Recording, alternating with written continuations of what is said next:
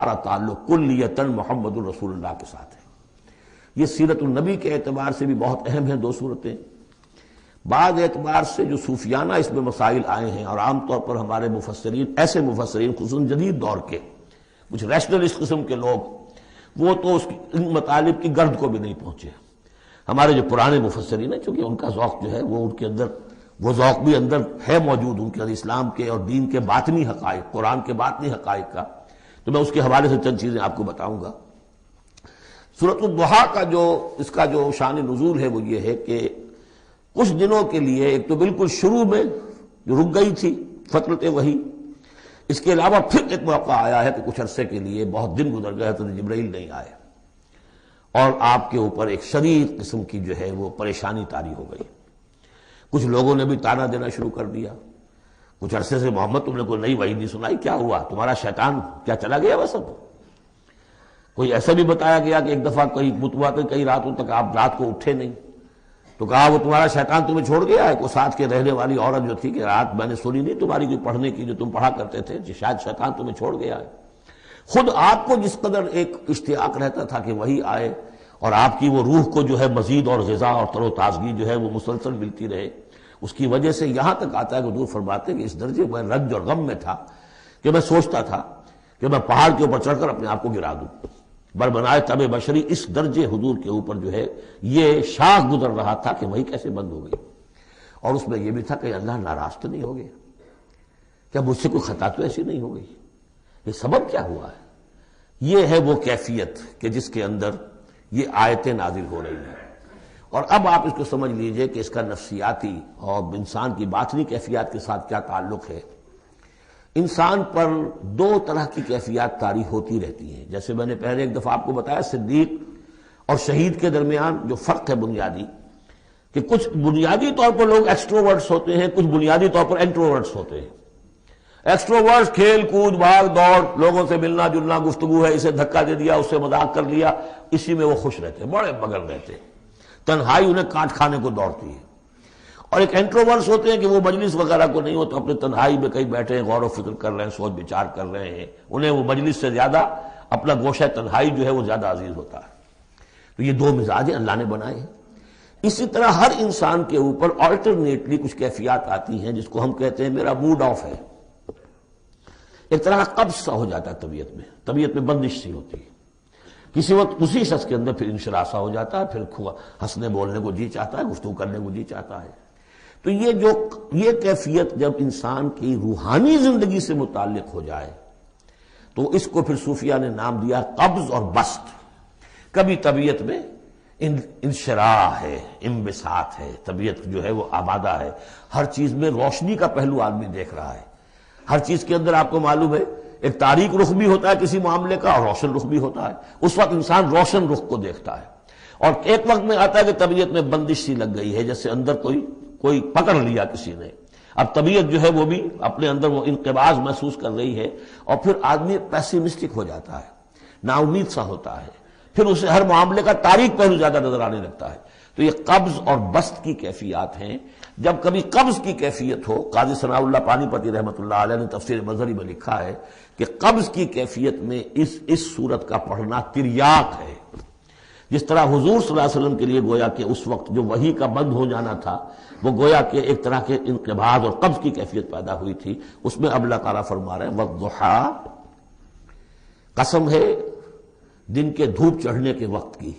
واللیل اذا سجا، اور قسم ہے رات کی جبکہ وہ چھا جائے یا ساکن ہو جائے، سجا کے دونوں معنی ہے سکون۔ اب دیکھیے ان دونوں کو کیوں لائے؟ اس لیے کہ صبح ہے، حرکت ہے، برکت ہے، چلنا ہے، دوڑنا ہے، ہر شخص جا رہا ہے، ادھر جا رہا ہے، ادھر جا رہا ہے۔ رات کو سکون ہو گیا، تاریکی چھا گئی اور شور ہنگامہ ختم ہو گیا۔ لیکن یہ رات اور دن دونوں ضروری ہیں انسان کے لیے۔ یہاں کا نظام چلانے کے لیے اگر رات ہی رات ہوتی تب بھی یہ دنیا نہ چلتی، اور دن ہی دن ہوتا تب بھی نہ چلتا، تو رات بھی ضروری ہے۔ اسی طریقے سے نفس انسانی کے لیے کبھی کبھی قبض کا وقفہ بھی ضروری ہے۔ آپ اسے یہ نہ سمجھیں کہ اللہ تعالیٰ ناراض ہو گیا، یہ بھی ہماری تربیت کا ایک یوں سمجھیے کہ ایک جز ہے۔ ما ودعک ربک وما قلی، آپ کے رب نے آپ کو رخصت نہیں کیا ہے، نہ ہی وہ آپ سے ناراض ہوا ہے۔ وَلَلْآخِرَةُ خَيْرٌ لَكَ مِنَ الْأُولَىٰ، اور اس کے بعد جو وقت آئے گا اس قبض کے بعد وہ پہلی سے بھی بہتر ہوگا۔ اور میں حیران ہوتا ہوں کہ کیسے غالب نے وہ بات کہی ہے کہ جو بالکل ترجمانی ہے اس کی، رکتی ہے میری طبع تو ہوتی ہے رواں اور، یعنی یہ کہ جب میری طبیعت کے اوپر کبھی کبھی رکاوٹ سی آ جاتی ہے، اب شعر جو ہے اچھے نازل نہیں ہو رہے، لیکن جب وہ رکاوٹ سے میں نکلتا ہوں، اس قبض سے نکلتا ہوں، رکتی ہے میری طبع تو ہوتی ہے رواں اور، اس لیے کہ اس قبض کے بعد جب مرحلہ آتا ہے انبساط کا اور انشراح کا تو وہ ایک قدم آگے ہوتا ہے آدمی، اس پہلی کیفیت سے ایک درجہ جو ہے اس کا بڑھ چکا ہوتا ہے۔ وَلَلْآخِرَةُ خَيْرٌ لَكَ مِنَ الْأُولَىٰ، یقیناً پچھلی ہر گھڑی، ہر ساعت اور ہر قبض کے بعد آنے والا انبساط آپ کے لیے پہلے سے اونچا درجہ لے کر آئے گا۔ وَلَسَوْفَ يُعْطِيكَ رَبُّكَ فَتَرْضَىٰ، ان قریب آپ کا رب آپ کو اتنا کچھ دے گا، اتنا کچھ دے گا، آپ کی محنتوں کے وہ نتائج سامنے آئیں گے کہ آپ راضی ہو جائیں گے۔ اب دیکھیے پچھلی صورت ختم ہوئی تھی وَلَسَوْفَ يَرْضَىٰ، یہاں ہے وَلَسَوْفَ يُعْطِيكَ رَبُّكَ فَتَرْضَىٰ، صرف ضمیر کا فرق ہے، چونکہ صدیق پر وہی نہیں آتی براہ راست خطاب نہیں کیا جا سکتا، وہاں وہ صیغہ جو ہے وہ غائب کا ہے، وَلَسَوْفَ يَرْضَىٰ، اور چونکہ نبی وہ ہے جس پر وہی آ رہی ہے، براہ راست مخاطب ہے، تو وَلَسَوْفَ يُعْطِيكَ رَبُّكَ فَتَرْضَىٰ، آپ کا رب اتنا کچھ دے گا کہ آپ راضی ہو جائیں گے۔ اب یہ کہ اسی قبض کی حالت میں پھر اللہ تعالیٰ اپنے احسان جتا رہا ہے، اور یہ بہترین ہے۔ کبھی طبیعت پر ڈپریشن ہو اس طرح کی اور قبض کی کیفیت ہو تو آدمی یاد کرے کس کس مرحلے پر اللہ نے میری دستگیری فرمائی، کن کن مراحل پر اللہ تعالیٰ نے مجھے مشکلات سے نکالا، اس سے وہ حوصلہ بڑھتا ہے۔ اور اس کو بھی سمجھیے کہ اسی انداز میں الم یجد کا یتیما فآویٰ، یہ سیرت النبی کے بڑے اہم حصے ہیں جو اس میں آ گئے ہیں۔ آپ کی پیدائش یتیمی میں، پوسٹیومس چائلڈ، باپ تو پہلے فوت ہو چکا ہے، دادا ہے 2 سال کی عمر میں وہ بھی گئے، پھر 6 سال کی عمر نہیں 6 سال کی عمر میں والدہ گئی، 8 سال کی عمر میں دادا گئے، اور وہ یعنی جو آپ نے دیکھا ہے ابتدائی زمانہ زندگی کا تو وہ یتیمی کا۔ الم یجد کا یتیما فآویٰ، کیا اس نے اے محمد آپ کو نہ پایا کہ آپ یتیم تھے، پھر پناہ دی، آپ کے لیے بندوبست کیا، دادا کے دل میں جو شفقت ڈالی، پھر آپ کے تایا زبیر کے دل میں جو شفقت ڈالی۔ بدقسمتی سے ہماری تاریخ میں چونکہ بہت زیادہ عمل دخل رہا اہل تشیع کا، تو عبد المطلب کے بعد فوراً ابو طالب کا نام آتا ہے، حالانکہ یہ غلط ہے تاریخی اعتبار سے۔ عبد المطلب کے بعد کافی عرصے تک زبیر جو آپ کے تایا تھے وہ سرپرست تھے، پھر ان کے انتقال کے بعد ابو طالب کا معاملہ آیا، لیکن ان کو بیچ میں سے غائب کر دیا گیا ہے۔ بہرحال اللہ تعالیٰ جو بھی کسی کے دل میں ڈالتا ہے، آخر ابو طالب کے دل میں محبت ڈالی تو کس نے ڈالی؟ وہ ہم پڑھ چکے ہیں سورہ طٰہٰ میں، وَأَلْقَيْتُ عَلَيْكَ مَحَبَّةً مِّنِّي، حضرت موسیٰ علیہ السلام کی موہنی صورت کے اوپر اللہ تعالیٰ فرماتے ہیں ہم نے اپنی محبت کا پرتو ڈال دیا کہ تمہیں دیکھنے کے بعد وہ قتل کرنے کے ارادے سے باز رہ گئے، ان کے ہاتھ شل ہو گئے، ایسی موہنی صورت اسے قتل کر لیں۔ وَأَلْقَيْتُ عَلَيْكَ مَحَبَّةً مِّنِّي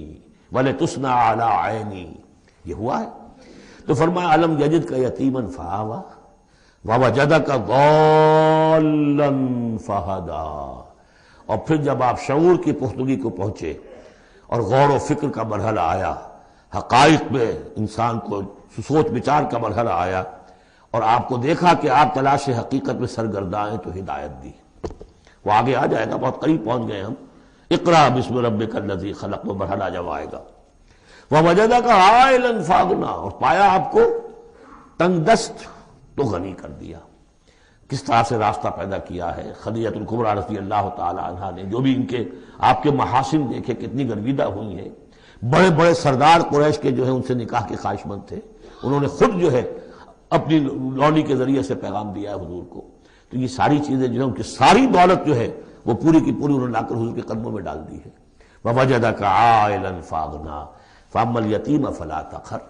تو اے نبی تقاضے ان تینوں چیزوں کے کیا ہیں؟ ہم نے آپ کو یتیم پایا، پناہ دی، اب آپ بھی یتیم کے سرپرستی کیجئے، کسی یتیم کو اس کے اوپر کوئی جبر نہ ہو، سختی نہ ہو۔ وَأَمَّا السَّائِلَ فَلَا تَنْهَرْ، اور آپ جب کہ تلاش حقیقت میں سرگرداں تھے تو ہم نے آپ کو ہدایت دی، اسی طریقے سے اب آپ کو بھی کوئی شخص سائل بن کر آپ کے پاس آئے سوال کرے، اسے جھڑکنا نہیں ہے۔ اسے جو بھی سائل دونوں طرح کے ہوتے، سوال کرنے والا کوئی علمی سوال اور سوال کرنے والا کوئی مالی دولت، مالی مدد کے لیے۔ وَأَمَّا بِنِعْمَةِ رَبِّكَ فَحَدِّثْ، اور جو ہدایت تمہیں دی ہے ہم نے اب اسے عام کرو، یہ نعمت ہے، آپ کے رب کا انعام ہے، یہ ہدایت جو آپ کو عطا ہوئی ہے اس کو بیان کرو۔ اس کے بیان کرنے میں یہ بھی ہے کہ اللہ کے انعامات کا چرچا انسان کرے اس کا شکر ادا کرنے کے لیے، اور یہ بھی ہے کہ اس کو پھیلائے اور عام کرے، دوسروں تک پہنچائے، ورنہ وہ بخل ہو جائے گا کہ وہ دولت جو ہے ہدایت کی اس کو آدمی صرف اپنی ذات تک محدود رکھے اور اس کا جو خیر ہے وہ دوسروں تک نہ پہنچائے۔